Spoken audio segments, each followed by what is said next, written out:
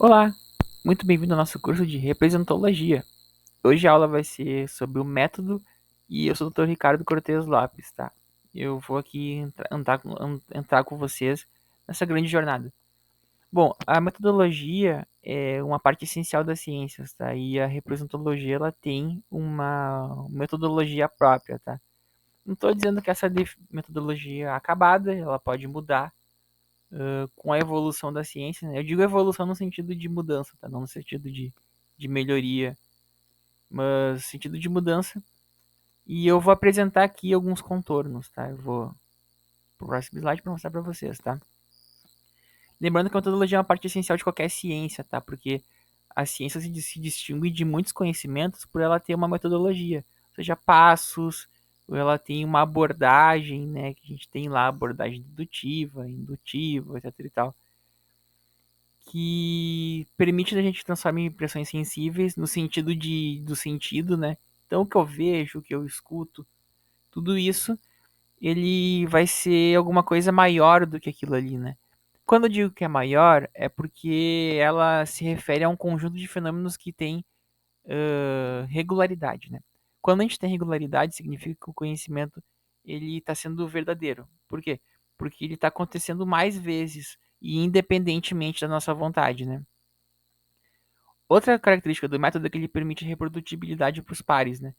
Então, se eu quero estudar uma representação, eu mostro meu metodologia para os meus pares representólogos ou de outras ciências, eles vão conseguir reproduzir esses passos em maior ou maior medida, talvez não com o meu objeto, se de repente for uma representação externa, talvez sim, eu vou ter ali disponível para eles reproduzirem, mas eles vão conseguir ter alguma ideia de como agir, né? De como foi que eu investiguei, tá? E daí assim entender alguns preceitos meus e também algumas conclusões, tá? Isso tudo é muito importante, por isso que eu me empenhei em construir um método representológico. Porque se vocês forem ver na aula anterior, eu falei do core, né? Do centro da ciência. Mas sem uma metodologia adequada, não tem como a gente conseguir alcançar esse conhecimento que vai além dos nossos sentidos, né? De um conhecimento teórico que explique o mundo de fato, que dê sentido ao mundo. Ali tem uma foto do livro da representologia que eu vou lançar algum dia com a editora Parajás, mas por enquanto, antes de lançar com eles, eu tô fazendo a experiência de lançar o curso e lançar o livro, tá? De maneira mais independente. Vamos lá, hoje o que você vai estudar, tá? Os fenômenos que podem ser representados e como distinguir dos outros, a unidade de análise que a gente vai utilizar, tá? O suporte da materialidade, o ser e o dever ser aplicado, o ser e o dever ser aplicado e almejado, as representações especiais, e a gente vai dar uma pinceladinha nas representações filosóficas, matemáticas e da arte, da tecnologia, tá? Também a gente vai observar quem e como representam, tá? E o método representológico com as suas regras também vão ser avaliados, tá? Eu digo avaliados porque é isso mesmo, tá? Uma ciência que está começando, vocês também estão avaliando, além de serem pessoas que estão aprendendo, né? Vamos lá. Feito esse helicóptero, vamos para a parte mais operacional, tá? Então, os fenômenos. Fenômenos estudados pela representologia são aqueles que apontam para a formulação de duplicados de algum referente. Logo, isso vai abrir possibilidades de estudos, né? E vocês estão vendo ali, né, a fotinho que eu botei, é uma foto com montagem, né? Não é uma foto pura. Mas é ali uma realidade virtual, né? A pessoa tá ali vendo uma realidade virtual, que é uma representação de uma realidade, a tal ponto que a pessoa tá ali tocando, tá? Uma realidade que não existe, na verdade. Tudo aquilo ali está dentro do software percebido pelo indivíduo, tá? Pela mente do indivíduo. Bom, então todos os fenômenos relacionados com a representologia, eles vão ser abordados quando a gente perceber que existe um referente sendo duplicado, tá? E duplicado no sentido de existir um, uma construção de um certo fantasma daquele referente, tá? Tentando fazer o quê? tanto retratar aquele referente, quanto daqui a pouco dizer como ele é. E nisso também dizer como deve ser, tá? Então, o fenômeno ele é percebido a partir disso. Então, se eu percebo alguma coisa que já existe e ele expressa alguma relação, uma representação, então provavelmente ele me leva ao referente, tá? Vou dar o exemplo da cadeira de novo, tá? Esse exemplo da cadeira ele vai perseguir durante o longo do curso. A cadeira, quando eu vejo uma cadeira numa loja, por exemplo, eu percebo que ela tem algumas características em comum com outras cadeiras, né? Então, 4 pernas. Tá, mas tem cadeiras que tem 3 pernas. E tem cadeiras que tem rodas. E tem cadeiras que nem perna tem, é só ir lá no Oriente, tá?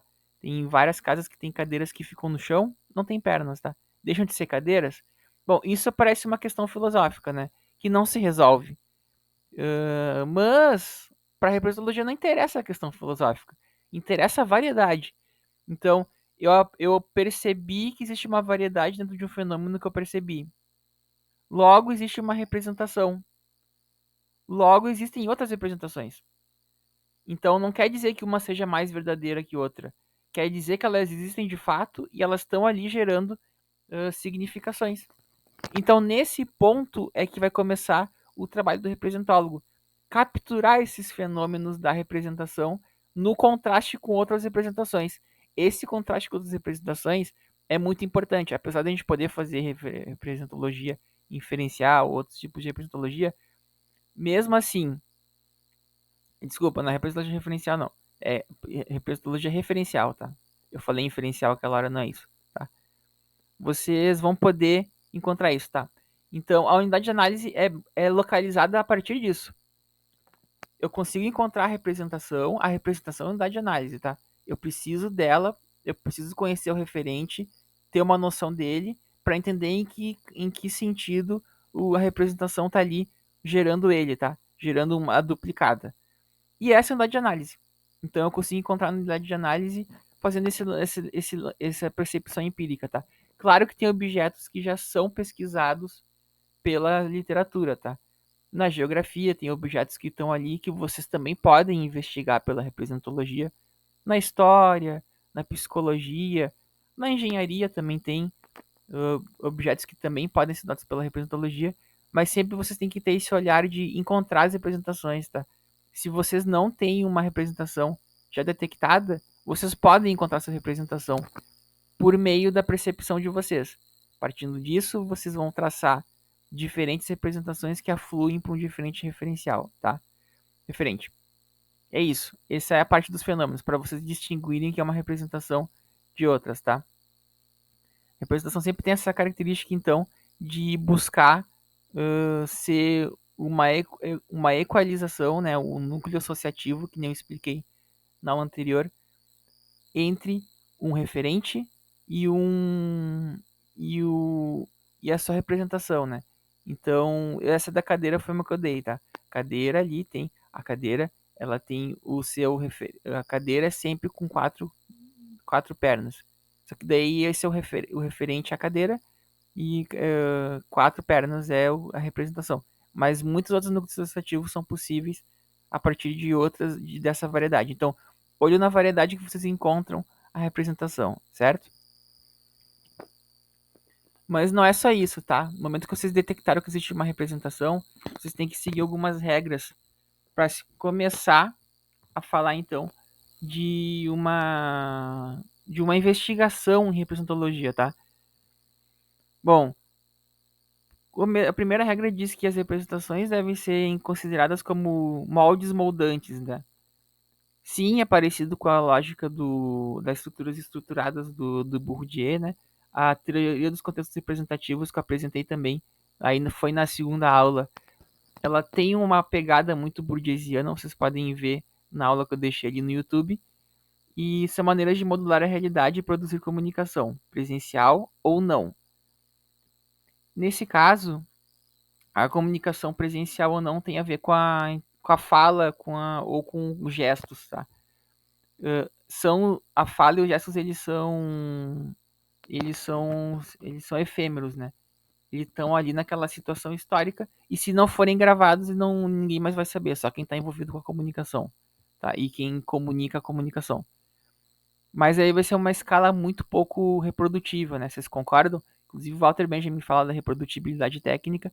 Sim, se eu mantenho uma gravação, eu consigo passar para outros indivíduos, não só do meu tempo, mas de outros tempos futuros, né? Mas o que acontece, gente? Considerem como moldes moldantes, tá? A representação, ela molda e é moldada pela situação. Por quê? Porque ela tem que ser alimentada. Então ela pode ser muito bem moldada para reforçar o seu conteúdo, o seu núcleo associativo, ou tirar esse, ou mudar esse núcleo associativo, tá? Então ela é moldante e moldada. Porque o modo que ela é moldada também pode servir para ela pode moldar também a própria percepção da cultura compartilhada até. Então vocês vão ver muitos momentos que acontecimentos mudam a percepção pública de alguma coisa, tá? Se questiona o que é público, o que não é público, tudo bem, isso é um questionamento possível, tá? Mas no mínimo grupos estão observando aquilo, tá? Então é público no mínimo em uma maneira. Nesse caso, então, gente, as comunicações que são feitas tanto pessoalmente quanto impessoalmente, no sentido de que foi deixada ali uma representação externa, elas são evidências, tá? São evidências para a representação, porque a representologia utiliza as evidências, por isso que é ciência, para chegar na estrutura das representações, certo? Assim que funciona. Segunda regra, as representações precisam ser encaradas como indivíduos, no sentido de que elas possuem comportamentos, biografias e interagem entre si, tá? As representações, elas disjuntam do indivíduo, tá? Elas não dependem só do indivíduo. Elas circulam historicamente, e a gente pode muito bem ter representações que estão no período, depois os registros históricos dizem que ela sumiu, talvez não tenha sumido, depois ela volta. Então, só para você ter ideia, a tradição, ela foi recusada por um bom tempo pela modernidade, mas ela tem tido indivíduos que têm trazido a tradição para os valores centrais da vida deles. Então, nesse caso, as representações, elas têm existência histórica, elas são indivíduos, porque elas também se alimentam que nem um indivíduo, né? Elas têm que ser alimentadas pelo reservatório factual e por outros mecanismos que vocês viram na aula anterior. E elas interagem, tá? As representações interagem entre si através dos indivíduos, e a partir disso elas se transformam, tá? Isso foi bem forte em teoria dos conteúdos representativos. Tá. Terceira regra. O conteúdo de uma representação, quando apreciado de maneira comparativa com outras representações, permite chegar à constituição das representações por um processo de indução. Então, lembrem que eu já falei, a representação, os elementos da representação se fazem na comparação. Quando eu comparo representações entre si, eu consigo encontrar, mesmo que o conteúdo seja diferente, tá? O conteúdo pode ser diferente. Eu consigo encontrar lógicas e coisas em comum entre elas. E nisso, nessa grande comparação, que eu acredito que vai ficar mais fácil de fazer com as inteligências artificiais, com o trabalho coletivo, na inteligência coletiva dos representólogos, vai permitir que a gente consiga fazer processos de indução e chegar nessa estrutura da representação, certo? Quarta regra. As representações são observáveis em diferentes escalas, tá? Esse é exatamente o conteúdo da aula passada, tá? Eu utilizei essa regra do método para explicar uma parte teórica, que é muito importante, tá? E aqui eu coloquei só o que está no livro mesmo. Associar, elas podem se associar, elas podem conflitar.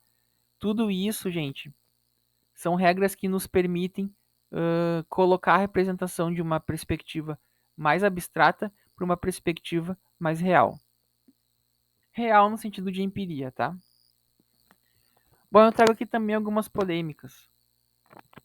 Eu expliquei, lembrando que eu expliquei todos esses aspectos, eles estão muito aprofundados ali no livro, tá? Vocês podem observar ele, o livro gratuito disponibilizado para vocês.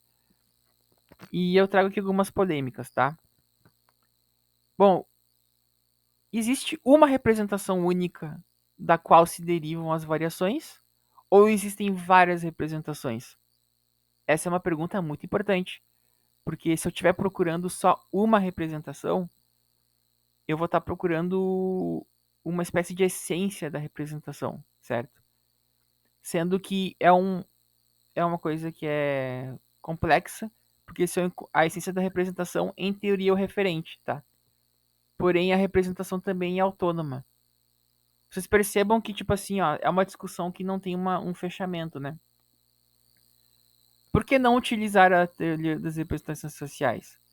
Bom, aí nesse caso até tem um pouco de resposta, tá? Mas ela tem sim a teoria das representações sociais, ela é muito consolidada porque ela gera resultados, tá? Não tem o que questionar. Muita coisa foi encontrada com essa teoria. Ela é maravilhosa. Eu amo a teoria das representações sociais. Não pensem que só porque eu estou fazendo uma ciência eu não gosto das outras teorias. Eu gosto delas, elas estão ali no livro e na aula, né? Eu gosto sim, mas eu acredito que deva ser usado sim para quem quer utilizar as representações como ferramenta. Só que não é o nosso caso. O nosso caso é estudar o comportamento e a composição das representações, certo? Então, é uma polêmica, tá? Porque uma coisa consolidada como a TRS, ela é muito consolidada, tá? Então, você não vai ser tão questionado, não vai precisar as pessoas vão direto no seu conteúdo, tá? Quem tá começando com a representologia vai ter que defender a representologia para então defender o conteúdo, tá? Então é uma defesa dupla. Então, você tem que ver, né, qual que é a sua preferência. Então, uma ciência humana ou uma ciência da comunicação? Bom, isso também é uma questão que não é fechada, né? Porque pode ser considerado uma ciência humana, no sentido que os humanos que criam as representações, e elas podem de fato ficar autônomas dele, pode, mas eles criam a representação, né?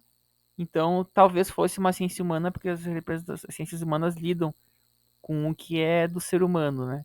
Com o que é criado pelo ser humano. Eu digo criado, mas não no sentido estrito do termo, tá? Não é uma criação no sentido construtivista do termo. Ou seria uma ciência da comunicação? Afinal, a gente está falando de maneiras que as pessoas estão criando, que as pessoas estão comunicando suas representações. Eu não sei dizer exatamente. Quer dizer, a representação é uma comunicação, né? É uma maneira que tem de se chegar de um indivíduo entender o outro, né? Comunicar com o outro, tá? Eu não sei responder exatamente em que ponto está a representologia. Eu ainda penso muito sobre isso, então eu não sei em que espaço seria colocado. Talvez até tenha gente que coloque na linguística. Não é impossível também, embora a representação inclua outras linguagens, talvez em linguística, artes, é uma área ampla também. Enfim, são algumas polêmicas, tá? Se quiserem comentar aqui embaixo para dizer o que vocês acham, estou sempre aberto para falar também. A representologia não é minha, eu só comecei com ela, então é aberto, tá? Bom, na próxima aula, então, a gente vai estudar o analista representacional, tá? A gente vai começar a estudar a profissão de analista representacional e também o acadêmico da análise representacional, tá?